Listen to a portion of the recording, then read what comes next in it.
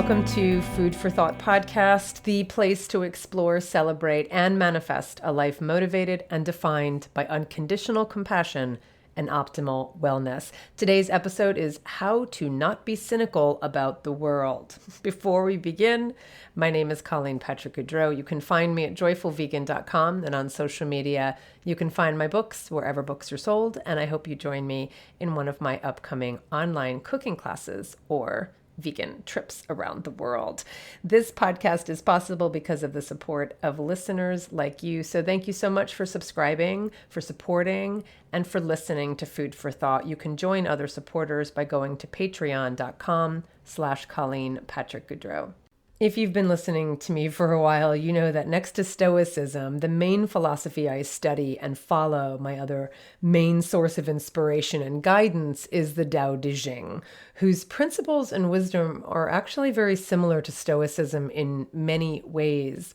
If you've never heard of the Tao Te Ching, it was written around 400 BC by one Lao Tzu, which translates to Old Master. It's a hint that the author's true name, we don't know if it was one person or several people over time, has been lost forever. And though we don't know the true identity of its author or authors, we do luckily still have this incredible text that comprises 81 short chapters that I have found to be the best manual for living with integrity and compassion. And part of my practice entails reading it daily, memorizing its passages, and aspiring to live by its tenets, if you can call them tenets, but I think we can. As many times as I've read it, and I read passages from it every day, and I recall passages from it every single day, so I engage with the text pretty frequently. I'm pretty familiar with it. I never fail to be amazed at its perfect wisdom, which is as applicable today as it would have been 2,300 years ago. But that's not to say that I don't wrestle with the text. I didn't choose it as my manual for living or a manual for living because it's sweet and lovely and just makes me feel good. More than anything, it's validating, it's comforting. But there are times when I read it and go, what am I supposed to do with that? And that's part of the work, is struggling with wisdom from the past and sages from the present and the past, and really working it out so that it makes sense. So one such passage is verse 29 in the Tao Te Ching, and it goes like this: "Do you want to improve the world? I don't think it can be done. The world is sacred. It can't be improved. If you tamper with it, you'll ruin it. If you treat it like an object, you'll lose it." And when I first read it the first time, and then the first 100 times, I was like, what? That's absolutely ridiculous. How, Tao, can I agree with everything you say? And then you throw this curveball at me. Of course we can improve the world. I'm an activist. That's what I do. I act. Every day I wake up and devote my life to making the world a better place for animals, for humans. What do you mean I can't improve the world? I think I threw the book across the room. It was just maddening. So let me share the rest of that verse with you. After, if you tamper with it, you'll ruin it. If you treat it like an object, you'll lose it. There's a time for being ahead, a time for being behind, a time for being in motion, a time for being at rest, a time for being vigorous, a time for being exhausted, a time for being safe, a time for being in danger. The master sees things as they are without trying to control them. She lets them go their own way and resides at the center of the circle. Now, if that sounds familiar to you, that second part, it's because it's kind of a universal concept that many of us in the West were exposed to, probably through biblical verses, particularly Ecclesiastes and popular songs inspired by that. You would have heard the very popular song called "Turn, Turn, Turn, to Everything There Is a Season," Pete Seeger. The lyrics are almost verbatim the verses in Ecclesiastes, and goes like this: to everything there is a season and a time to every purpose under the heaven. I'm sure you're singing it already in your head. You can go find it on YouTube or where else you search for songs on the internet. I can't play it here for copyright reasons, but you know the song. To everything there is a season, and then it goes turn, turn, turn. Time to every purpose under the heaven. A time to be born and a time to die. A time to plant, a time to reap that which is planted, a time to kill and a time to heal, a time to break down and a time to build up, a time to weep and a time to laugh, a time to mourn and a time to dance, a time to cast away stones and a time to gather stones together, a time to embrace and a time to refrain from embracing, a time to gain that which is to get and a time to lose, a time to keep and a time to cast away, a time to rend and a time to sow, a time to keep silence and a time to speak, a time of love and a time of hate, a time of war and a time of peace. So those are the specific verses from King James, the 1611 King James version of the Bible, and they were used almost verbatim in the song. It's such an important concept that life is a series of cycles that have been rotating in our lives and in the lives of millions of people for thousands and thousands of years, right? So I'm able to wrap my head around that. I was able to get that, right? I understood that second part of the Tao. But that first part, I don't think the world can be improved, just sounded so defeatist to me. And I really struggled with it. It really frustrated me. I didn't understand it. Or maybe more honestly, I just didn't agree with it and I didn't like it. So I just kept struggling. I talked about it. I tried to unpack it. And after a time of working with it, I'm pretty sure I was journaling when I got it. And that's often what I'll do with any kind of text that inspires me or moves me.